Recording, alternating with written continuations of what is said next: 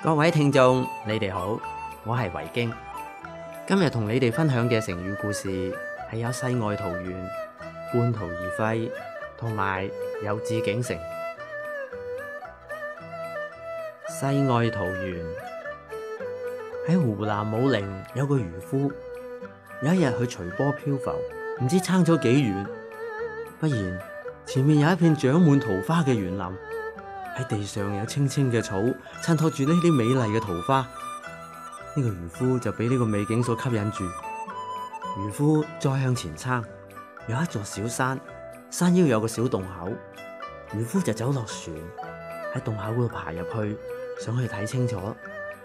佢啱啱爬入洞口，又黑又窄。漁夫再走幾十步，去到山洞嘅盡頭，見到有一片平坦嘅土地，嗰度有一排排嘅房舍，有竹林同桑樹。上好嘅田裏面種住各種嘅植物，田間嘅路橫貫四方。呢邊屋前嘅雞一叫，嗰邊屋嘅雞又鳴。道路上來往嘅都係從事田間工作嘅人，小孩子就喺田間嗰度玩耍。佢哋話俾漁夫聽，佢哋嘅祖先本來係逃避秦朝嘅戰亂，所以先至率領村民隱居嚟呢度。而漁夫亦都將朝代變異嘅經過話咗俾村民聽。漁夫翻去之後，就將呢件事報告太守，太守就派人同佢一齊去揾，但係迷失咗方向，再見唔到桃源啦。之後人哋就將陶淵明呢篇記載引申成世外桃源嘅一句成語，係形容一個與世隔絕、不受外來騷擾嘅好地方，可以俾人哋過一啲無憂無慮嘅生活。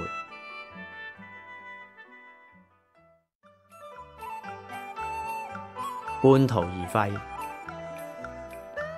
喺戰國時候，有個叫洛陽嘅人，有一日佢喺路上執到一塊金，然後佢攞翻屋企，佢妻子就問啦：呢塊金來歷不明，你點可以攞翻嚟嘅呢？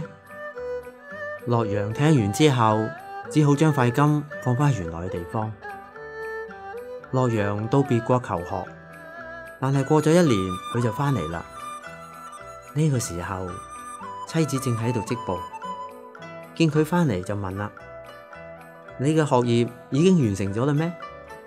仲未啊，因為我掛住你，所以未翻嚟見下你咯。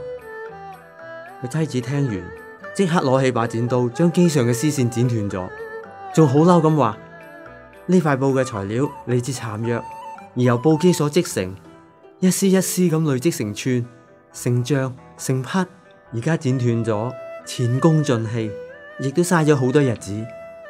你喺外邊求學，亦都要日積月累去鑽研。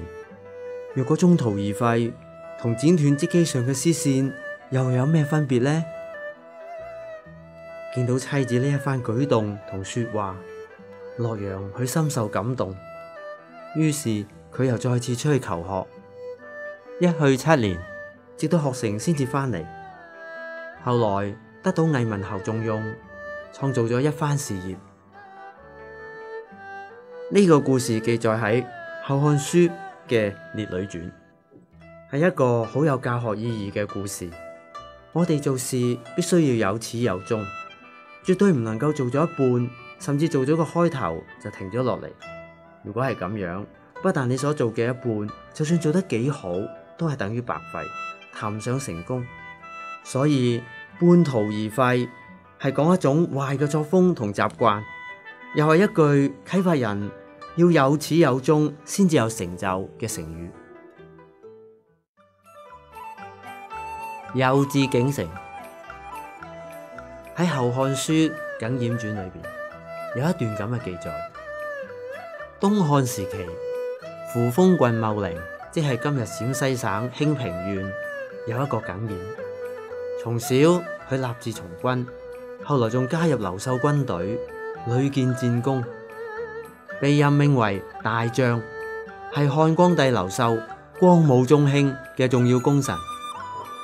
有一次，劉秀派耿冉去攻打張部，張部兵強馬壯，佔據山東青州，係耿冉一個勁敵。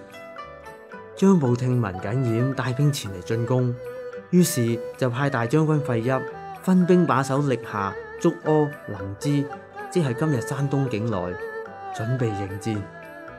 就喺耿儼攻下咗竹柯之後，又再用計相繼攻陷歷下同臨淄，張寶佢就着急起嚟啦。佢決定親自帶兵反攻臨淄，就喺臨淄城內進行咗一場生死搏鬥嘅大血戰。喺戰鬥當中，耿儼嘅大腿中咗一箭，佢好勇敢，用佩刀斬斷咗箭桿，依然帶傷去戰鬥。而劉秀聞訊，決定帶兵前嚟支援。